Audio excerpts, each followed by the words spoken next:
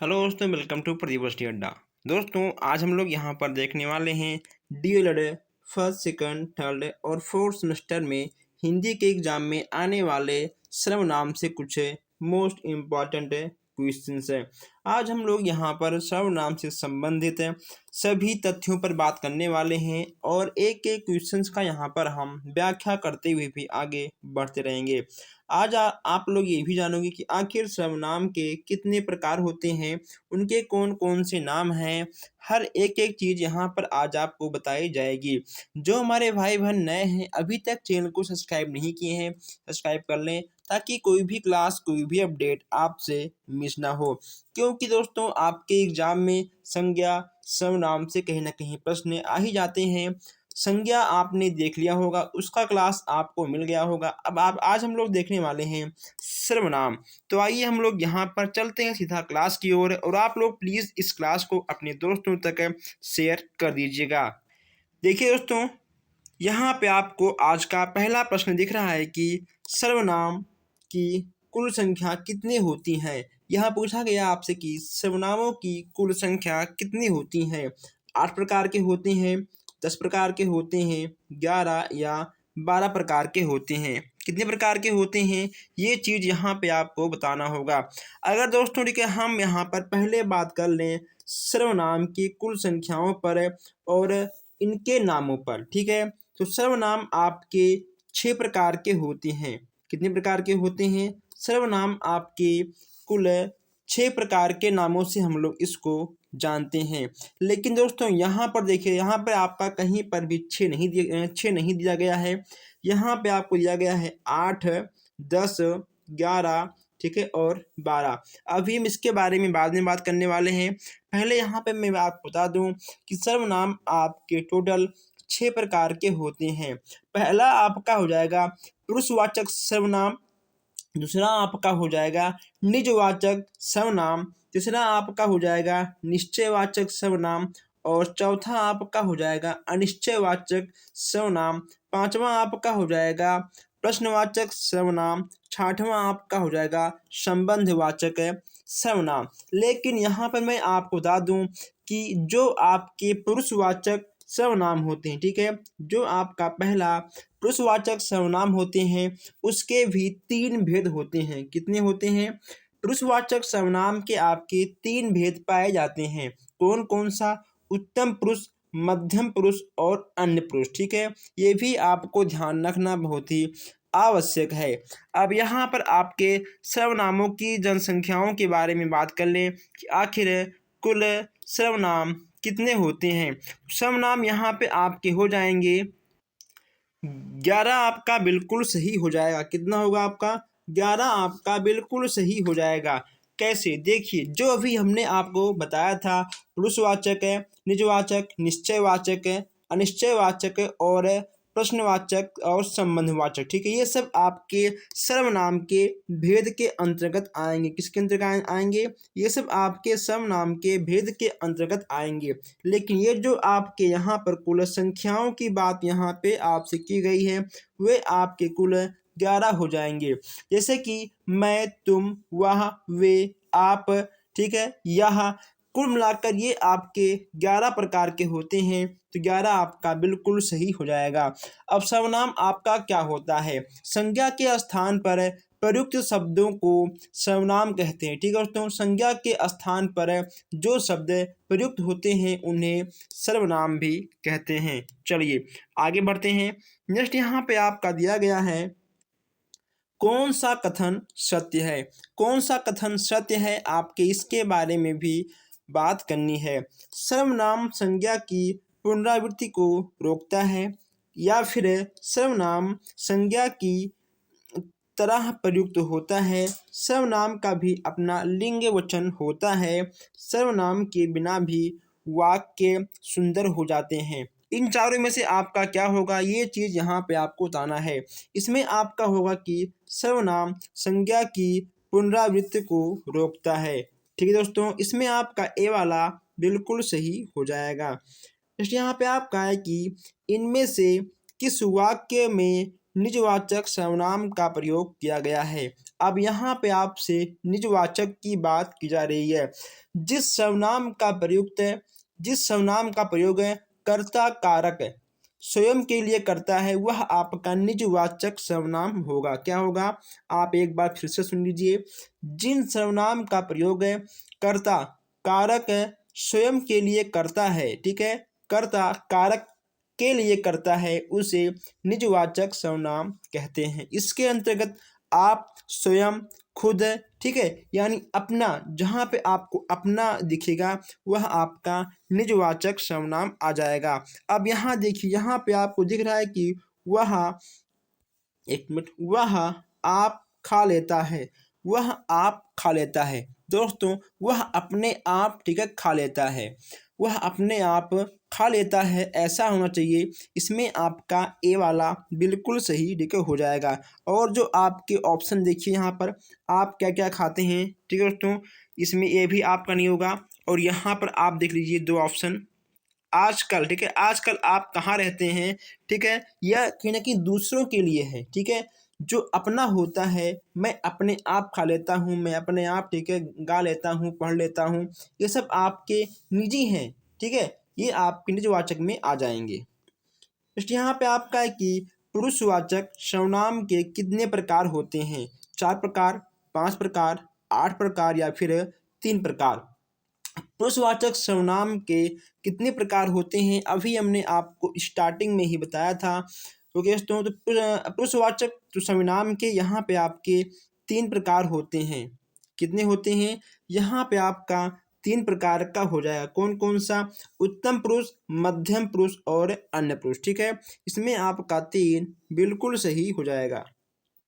Next यहाँ पे आपका है, किस वाक्य में प्रश्नवाचक सर्वनाम का प्रयोग हुआ है? अब यहाँ आपको बताना है कि कौन सा ऐसा वाक्य है जहाँ पर प्रश्नवाचक सर्वनाम का प्रयोग किया गया है। दोस्तों, प्रश्नवाचक आपका क्या होता है? जैसे कि आपका हो गया कौन, क्या, ठीक है। क्या मतलब क्या? देखो तो क्या आया है, आपने क्या खाया है, ठीक है, क्या आप स्कूल जाएंगे, क्या आप गाना गाएंगे, क्या आप हमारे साथ खेलेंगे, ये सब आपके प्रश्नवाचक के अंतर्गत आएगा। देखिए, यहाँ आपसे कहा गया है कि आपको यह काम करना है, ठीक है, आपको यह काम करना है, ठीक है, यह आपका नहीं होगा। वह पढ़ता लिखता है ना, वह पढ़ता लिखता है ना। दोस्तों देखिए, यह कहीं ना कहीं आप पूछ रहे हो, ठीक है, ये भी आपका नहीं होगा।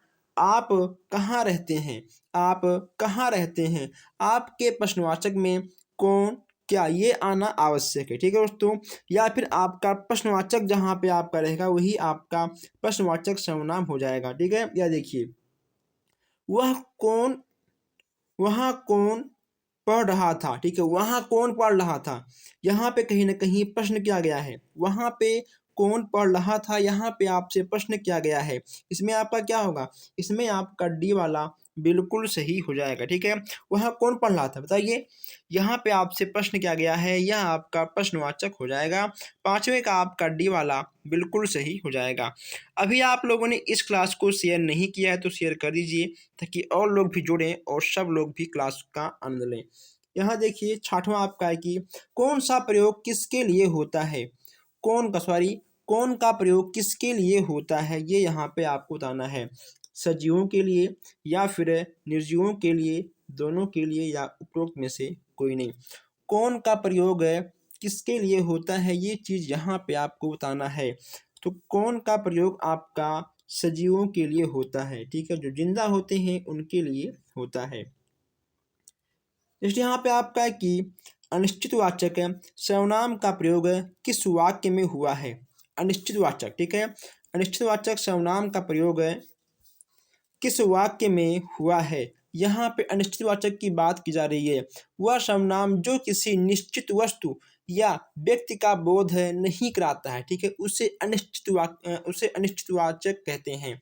जो किसी निश्चित वस्तु या व्यक्ति का बोध नहीं कराता है, ठीक है। जैसे कि कुछ इस बाल्टी में कुछ आम है, कुछ केले हैं, मतलब दोस्तों कितना है, ठीक है, वह आपका निश्चित नहीं है, ठीक है, वह आपका निश्चित नहीं है। जो निश्चित होता है वह आपका निश्चित में आएगा, ठीक, जो आपका अनिश्चित होता है वह आपका अनिश्चित में आएगा। ठीक है, देखिए इसमें कहा गया है कि उन्हें कुछ दे दो, उन्हें कुछ दे दो। ठीक है, कुछ उन्हें दे दो, अब क्या देना है ये निश्चित नहीं है। ठीक है, यह आपका अनिश्चित में आएगा। ठीक है, यह आपका अनिश्चित में आएगा।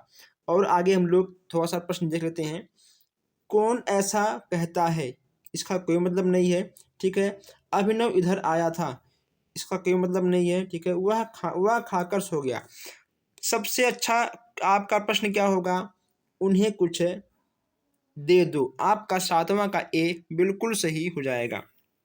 चलिए नेक्स्ट, यहाँ आपसे पूछा गया है कि निश्चित वाचक सर्वनाम है। निश्चित वाचक सर्वनाम में आपका कौन सा है, कौन, क्या, कुछ और कैसे। अभी हम इस पर बात कर चुके हैं। इसमें आपका कुछ बिल्कुल सही हो जाएगा। ठीक है, इसमें आपका सी वाला बिल्कुल सही हो जाएगा। नेक्स्ट यहाँ पे आपका है कि सर्वनाम पद, सर्वनाम पद आपका विकारी के अंतर्गत आता है, अविकारी, अवयव के या फिर तीनों के। सर्वनाम पद की बात यहाँ पे की जा रही है, तो सर्वनाम पद आपका हमेशा विकारी के अंतर्गत आएगा। ठीक है, सर्वनाम आपका हमेशा के लिए हमेशा विकारी के अंतर्गत ही आएगा। नेक्स्ट यहाँ पे आपका है जिसका किस सर्वनाम का यौगिक रूप है। ठीक है, जिसका किस सर्वनाम का यौगिक रूप है, वह, ये, जो, सो। जिसका की बात यहाँ की जा रही है, इसमें आपका जो वाला बिल्कुल सही हो जाएगा। ठीक है, सी वाला आपका बिल्कुल सही हो जाएगा। ऐसे प्रश्न आपको एग्जाम में मिल जाएंगे, और अगर आपने इस क्लास को ले रखा है तो आपका कहीं ना कहीं 2 नंबर 1 नंबर फिक्स हो जाएगा। ठीक है, चलिए आइए आगे बढ़ते हैं।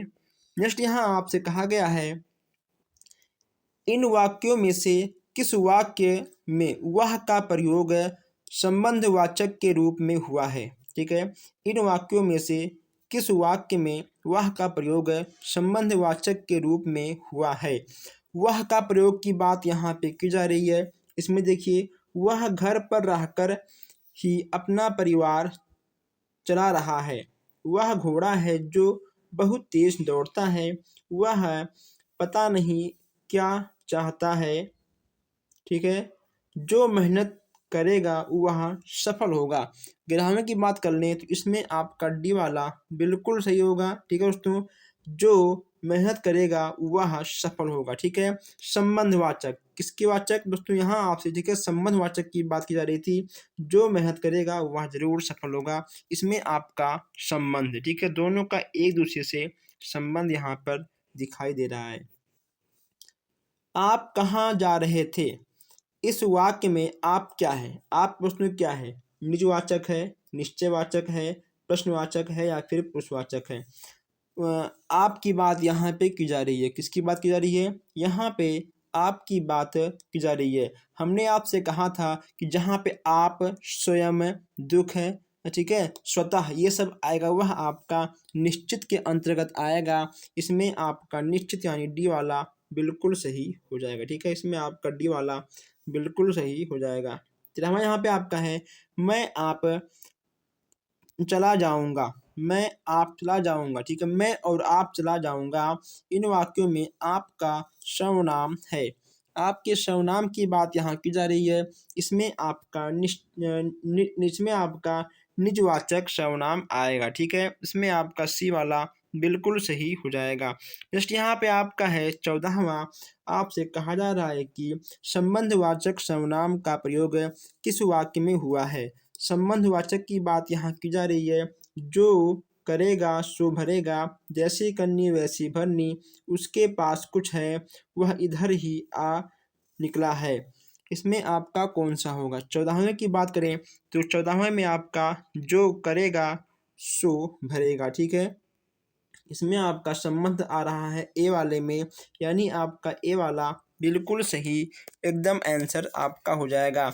जो हमारे भाई बहन नए हैं, पहली बार इस क्लास को ले रहे हैं, वो लोग चैनल को सब्सक्राइब कर लें ताकि आगे आने वाले सभी क्लास का नोटिफिकेशन आप तक सबसे पहले पहुंचे और आप हर क्लास को ले पाएँ, ताकि आपका किसी भी विषय में बैक ना लगे। तो दोस्तों मिलते हैं फिर आपसे नेक्स्ट क्लास में अच्छे अच्छे क्वेश्चन के साथ, कुछ नए टॉपिक के साथ। धन्यवाद।